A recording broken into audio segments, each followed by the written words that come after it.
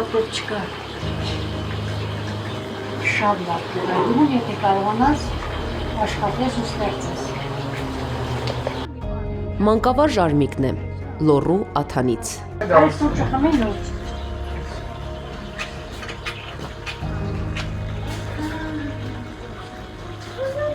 Երևան է գնացել, երբ 13 տարեկան էր։ Սովորել, աշխատել, մեծացրել են երեխաներին, հետո Ահնիձոր, ամուսնու ծննդավայր են վերադարձել։ 2009 թվականից այստեղ են ապրում։ ես ուզեցի, որ երեխաներս իրենց արմատներից չկտրվեն, գնան գան։ Այդ նպատակը դա էր, միակ նպատակը դա էր, որ այստեղ գնեմ։ Թե չէ Երևանին մոտիկ տեղեր կարող էի գնել, բայց քանի որ ամուսինս այստեղացի էր, հիմա արմատներն այստեղ էին, ես չուզեցի, որ իմ երեխեքը արմատներից կտրվեն ու իրան գնում գալիս են։ Հիմա աղջիկս է եկել ընկերների հետ, հետո տղաս է գալիս։ Մեկ խոսքով գնում գալիս են ու արմատներից չեն կտրվում։ Արևի ուղիղ ճառագայթները վայելող տունը հյուրատուն էին ուզում դարձնել, բայց ամուսնու մահը իր հիվանդությունը փոխեցին պլանները։ Արմիկը համոզված է, որդիները իրականություն կդարձնեն իրենց երազանքը։ Մի տղաս Գերմանիա է, մեկը Ռուսաստանից Սորով բերեցինք, Երևանում է։ Ես համոզված եմ, որ իրանք իմ ծրագրերը կշարունակեն։ Ահնիձորում կանաչը շատ է, օդը մաքուր։ Այստեղ ավելի շատ բնությունն է խոսում, դե բնակիչները քիչ են, երեխաներն էլ, այցելուներն էլ, բայց երկրի ու քաղաքականության համար կանաչապատ Ահնիձորում են վիճում, հետո հաշտվում, դե քիչ են չէ, իրարից խռով ոնց ապրեն։ Կյանքն էլ եմ սիրում, բնությունն էլ եմ սիրում, աշխարհն էլ եմ սիրում, կռվել եմ սիրում, պայքարել եմ սիրում, խաղաղություն եմ սիրում, ամեն ինչ։ Կյանքը սիրող տիկին Արմիկը նկարահանումից առաջ չէր հասցրել ներկել մազերը, փոխարենը արմատի սպիտակները արևն էլ ներկել էր իր շողերով։ Լռեցի։ Դու ինչ տարիք որ տալիս ես ինձ, այդքան տարեկան եմ։ Ինչ տարիք եք տալիս ինձ։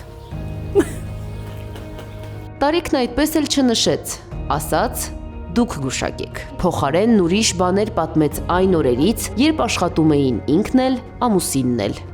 Դե հիմա ճիշտն է ծանրություն են այդ զարդերը ինձ համար, բայց դե աշխատելու ժամանակ իհարկե գրում էի ամեն ինչ։ Բզնոց, ականջող, մատանիներ, խնամք, անպայման։ Հիմա խնամում են թորներին, որ տարին մի քանի անգամ այցելում են։ Խնամում է մեղուներին։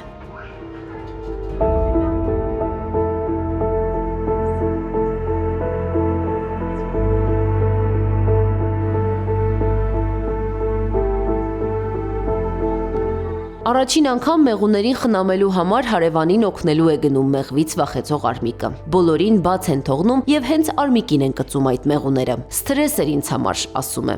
Բայց հարևանի մեղվապահից տպավորված, որ առանց վերնահագուստի էր շրջում փեթակների արանքում, ինքն իրեն հարցրեց. «Այ Արմիկ, ինչից ես վախենում»։ Ինձ եմ ասում։ Տեսնում ես այդ մարդը ոնց է հանգիստ մեղվի հետ աշխատում։ Մի խոսքով գլուխդ ինձ մի շատ հարգարժան մարդ, մեղվապահ, հիմա չկա ինքը, ասավ ես քեզ մեղու կտամ, ձակ, մեղվի ձակ, բերես տեղադրեց ու սկսեցի խնանել, ու հիմա շատ եմ սիրում մեղուններին, շատ եմ սիրում։